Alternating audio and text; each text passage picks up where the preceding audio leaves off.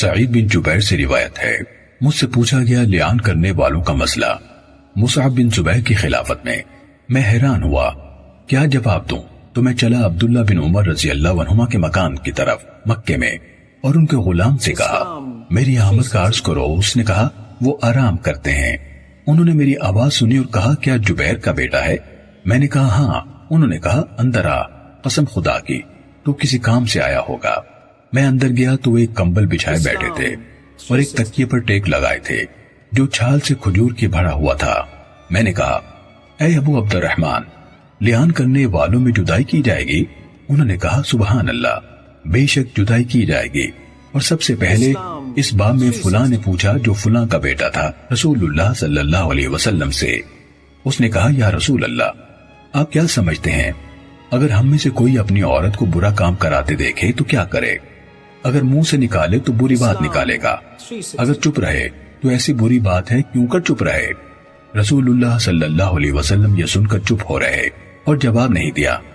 پھر وہ شخص آپ کے پاس آیا اور کہنے لگا یا رسول اللہ، جو بات میں نے آپ سے پوچھی تھی میں خود اس میں پڑ گیا۔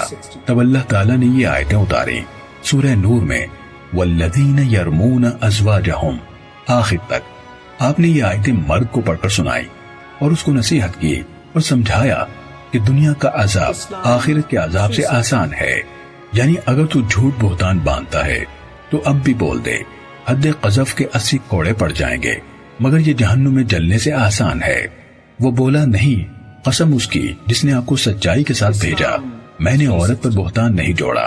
پھر آپ نے عورت کو بلایا اور اس کو ڈرایا اور سمجھایا اور فرما دیا دنیا کا عذاب سہل ہے آخرت کے عذاب سے۔